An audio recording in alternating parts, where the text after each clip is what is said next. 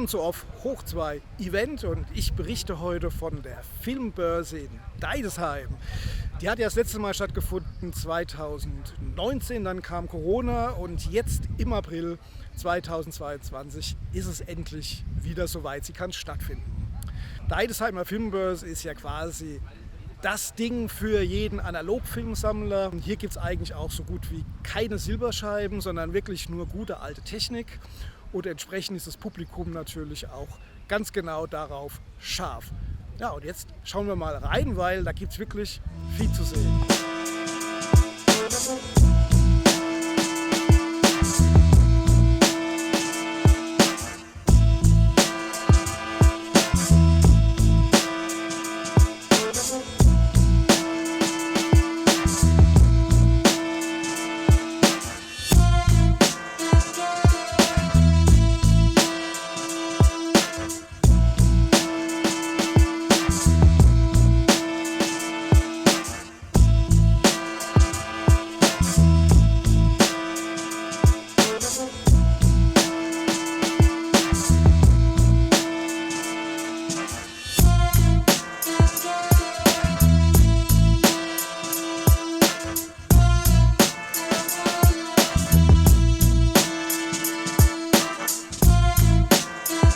Ich komme schon fast 30 Jahre auf Börsen.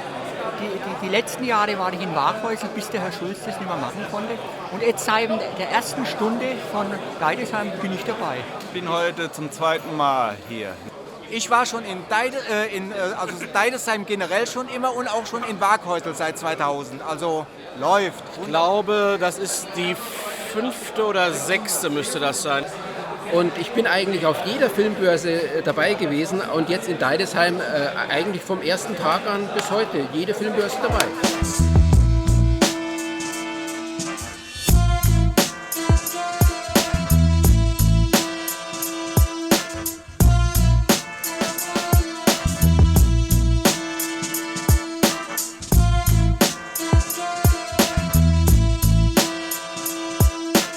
Ich habe heute Super 8, ein bisschen was noch da und 35 mm.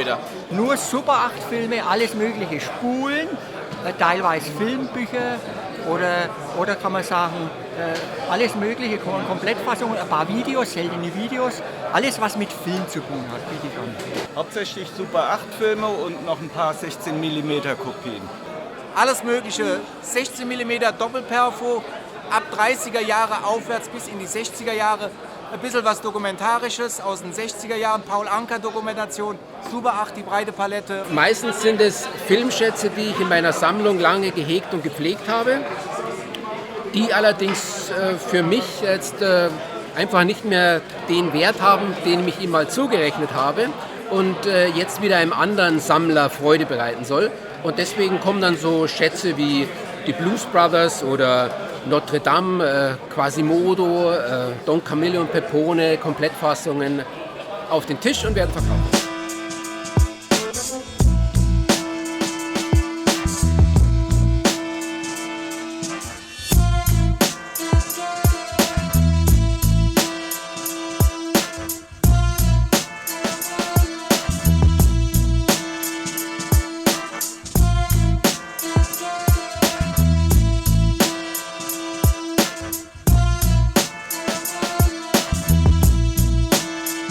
Ich habe mehrere Schätze, zum Beispiel die Reise in einem total verrückten Flugzeug, eine der letzten Marketingveröffentlichungen auf Polyester. Das war Kampf der Welten war dabei, dann war das Frankenstein, das Gruselkabinett, das ist so Horrorsachen aus den 60er Jahren war dabei.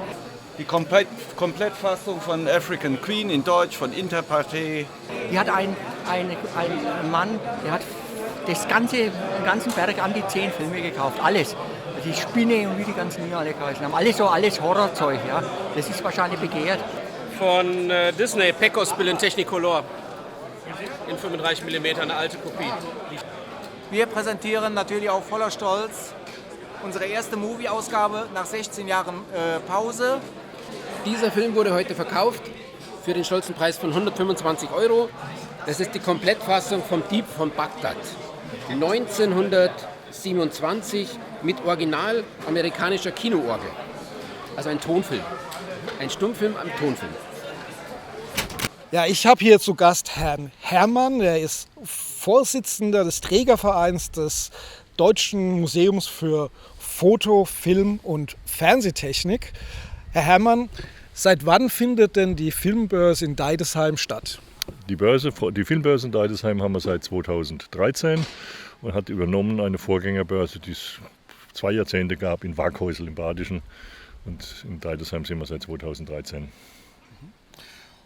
Und was würden Sie sagen, ist das Konzept dieser Börse? Ja gut, wir wollen einen Begegnungsplatz schaffen für Sammler, für Händler, für interessiertes Publikum. Und zwar interessiert an der Schmalfilmtechnik im weitesten Sinne. Also 8 mm, 16 mm, auch 35 mm gelegentlich.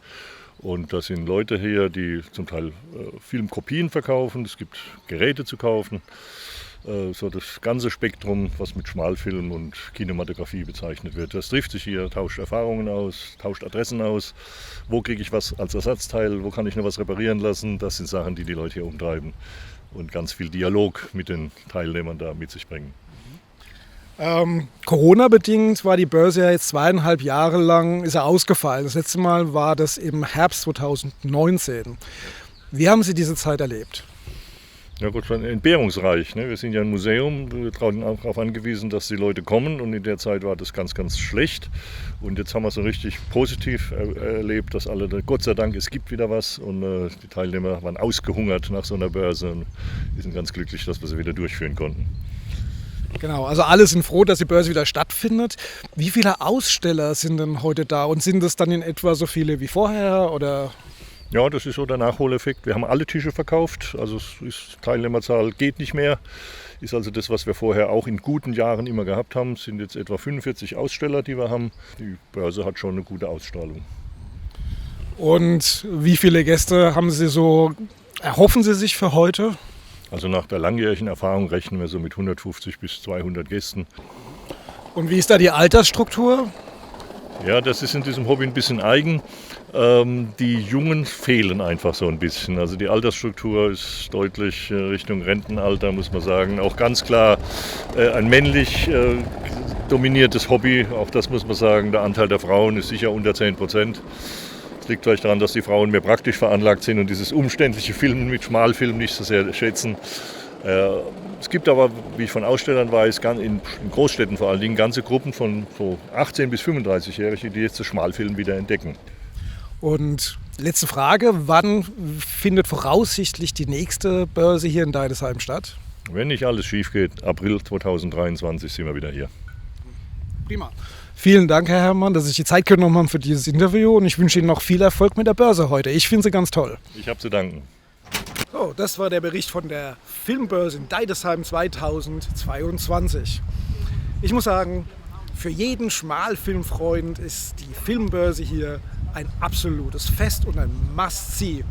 Nirgendwo anders gibt es so viele Filme im Angebot, so viele Geräte, die da stehen, so viel Vernetzung, Kommunikation und geballtes Know-how. Also, ich bin nächstes Mal auf jeden Fall wieder mit dabei, freue mich schon drauf. Wir sehen uns dann demnächst wieder auf Hoch 2 und ja, der findige Beobachter hat mit Sicherheit festgestellt, ich hatte da drin auch einen Stand.